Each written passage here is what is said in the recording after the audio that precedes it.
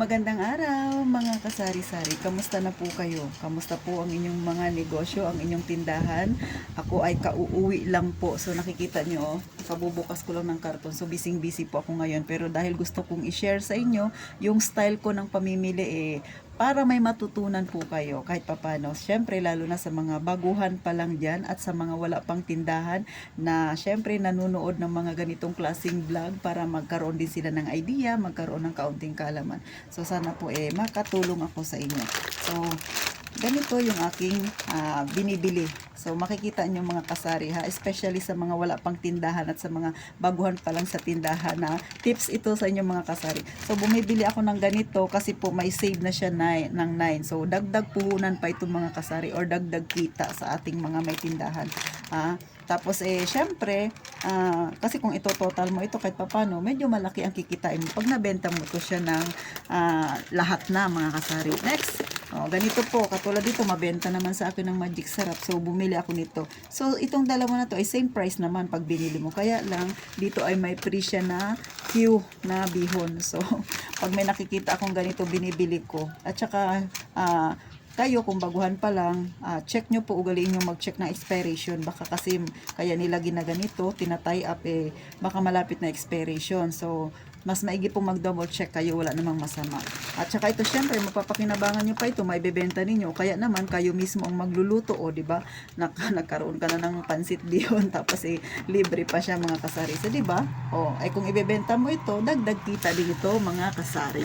Next, ano pang pinamimili ko na makakatulong para madagdagan ang ating kita mga kasari? Katulad nito, may promo pack din ang Milo. Twin pack siya. So, di ba? Minsan kasi, ang mga customer mahilig bumili ng single. Okay lang yun kung isang piraso. Pero nag-o-offer po ako. Ako yung customer na, ako yung tindera na kahit pag bumibili si customer, dalawang Milo te, ino-offer ko sa kanya. Baka gusto mo ng twin pack. Ganun. Kasi mas makakamura ka dito. So, ganun ako mga kasari sa aking mga customer. Siyempre, palagi kong binibili yung mga ganito. Sabon. Sa amin kasi madalas marami mga ganito, yung mga promo. Bibili ka ng 6 na piraso, may libre siya na isa. So, 'di ba? Kita mo na 'yun yung isang piraso. Pero kung ayaw mo naman siyang ibenta, libre ka na sa sabon mga kasari. So, ganun po mga simpleng tips lang sa mga baguhan diyan sa negosyo. At saka syempre, kung ikaw naman ay talagang negosyo minded ka. So talaga yun talaga yung mga bibilhin mo, 'di ba? Kasi nga dagdag kita, dagdag income sa ating mga may tindahan. So mga ganun ang aking laging binibili mga kasari. Katulad nito, Joy, meron din yan siyang free na isa. So pag binili mo ito, isang piraso, 11 pesos ang bintahan. Pero dito sa sari-sari store ko ay nabibenta ko siya ng 14 pesos. So may 3 pesos ako sa piraso, plus additional pa na may ganito na free na isa. So kahit pa paano, malaki ang kita mga kasari. So kayo ba, paano kayo mamili sa mga may tindahan dyan na maliliit na kagaya sa akin? So kung nakikita nyo, diba, gulo-gulo pa yung aking tindahan. So kita nyo naman, ito lang yan siya mga kasari, isang karton lang yan ganyan. Hindi naman siya ganun kalakihan, pero nasa 2,500 na ang nailabas kong pera. Actually, dapat kanina umaga ako namili, pero talagang masama ang pakiramdam ko. Pero gaya nga ng sinasabi ko sa iba ko pang vlog, kahit masama ang pakiramdam mo, kung ang tindahan mo karugtong ng bahay mo, wala kang magagawa, magtitinda ka pa rin. So, ganun mga kasari. So, kung nakikita nyo, marami naman na akong paninda. Kaya lang, ba't ako namili? Kasi nga, may GCash ako, pero yung GCash ko na yun ay pang personal ko siya mga kasari. Minsan may bumibili sa akin na GCash yung ginagamit. So, hindi talaga ako nagpapa-GCash. Pero kasi syempre maawa ka sa customer kasi walang hawak na pera. So, okay lang yun. So, naipon sa GCash ko. Umabot na siya ng 2,000. Minsan kasi nagkakaproblema sa net. Kaya, tsaka tinatamad ako pag bumili sa supermarket pagka GCash yung gamit. Kasi nga, medyo matagal yung transaction. Pero ngayon, dahil naglaan talaga ako ng oras para bumili sa grocery, ibinili ko na lahat. So ito, binili ko lahat.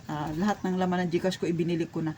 2,000 lang yung laman ng GCash ko. So nagdagdag na lang ako ng additional na 500 pesos. Di ba? Kasi kung i-cash out ko pa siya, ay magcha-charge pa o di ibili mo, di ba? Ganun mga kasari. Sayang pa yun. So, wala pa kasi akong GCash na yung cash in, cash out, wala pa talaga. Pero sa mga kakilala ko, pag bumibili sila sa akin, doon ako, nag-umpisa na ako, dahan-dahan. So, my GCash journey, mga kasari. Kaway-kaway sa mga kagaya ko na hindi talaga kaagad ma-absorb yung GCash na yan ang isip ko.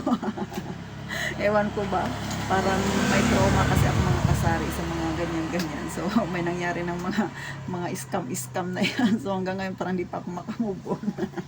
So, ganun mga kasari. So, eto yan, yung laman ng aking mga pinamili sa karton. So, ayan, makikita nyo naman mga kasari. So, ayan siya. Oh, yan lang yan siya. O, di ba? So, ganyan lang yan siya kalaki. Kita nyo naman, yan, kalitlit ng karton na yan. O, di ba? So, ngayon talaga maisip niyo, gano'n na ba talaga kamahal ang mga bilihin? O, di ba? Mapapatanong ka, ay, yes po. Gano'n na po talaga kamahal ang mga bilihin. O, di ba?